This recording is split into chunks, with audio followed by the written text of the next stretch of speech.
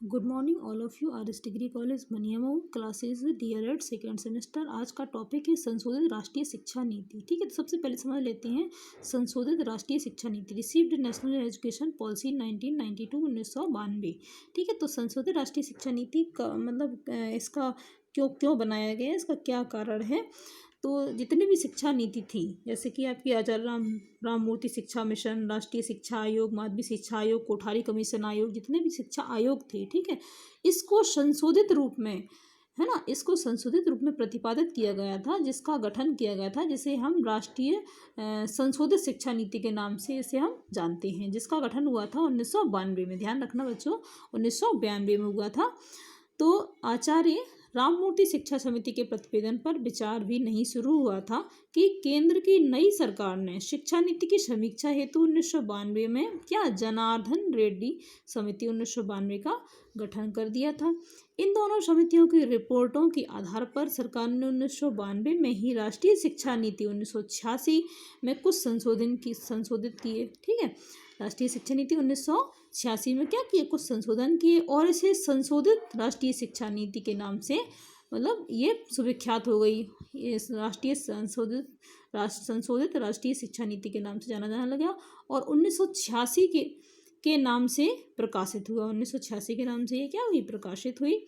सरकार ने कार्य योजना में भी कुछ परिवर्तन किए थे। सरकार ने मतलब जो है कार्य योजना में कुछ एक्सचेंज मतलब इम्प्रूवमेंट किया था। इसे परिवर्तित कार्य योजना, ध्यान रखना, परिवर्तित कार्य योजना 1992, ठीक है, कहा जाता है। अब बात करते हैं राष्ट्रीय ज्ञान आयोग। तो राष्ट्रीय ज्ञान आयोग क्या है, सन 2005 राष्ट्रीय ज्ञान आयोग का जो गठन हुआ था सन 2005 में हुआ था। इसका जो कार्य था, देश को आगे बढ़ाने के लिए तत्कालीन प्रधानमंत्री, जो सन 2005 में प्रधानमंत्री कौन थे, डॉक्टर मनमोहन सिंह। ठीक है, डॉक्टर मनमोहन सिंह जो प्रधानमंत्री थे, इन्होंने क्या किया था, डॉक्टर प्रधानमंत्री मनमोहन सिंह ने ज्ञान की आवश्यकता का अनुभव किया था।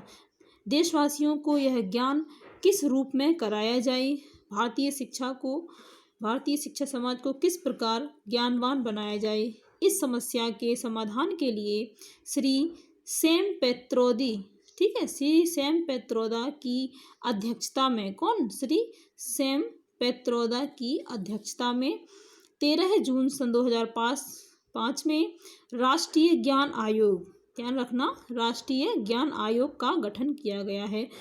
पिछली आपकी पूछा हुआ क्वेश्चन है आपका इसमें बीटीसी में कि राष्ट्रीय ज्ञान आयोग का गठन कब हुआ, तो ध्यान रखना आप लोग बच्चों, सन 2005 में हुआ था। ठीक है, किसका, राष्ट्रीय ज्ञान आयोग का गठन।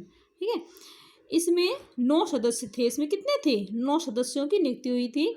इस आयोग ने अपनी रिपोर्ट सन 2009 में प्रस्तुत की थी। इस आयोग ने जो अपनी रिपोर्ट है वो सन 2009 में इसे प्रस्तुत की थी। ठीक है, तो आज का टॉपिक यहीं समाप्त होता है। नेक्स्ट टॉपिक को लेते हुए नेक्स्ट डे चर्चा करती हूँ। Thank you.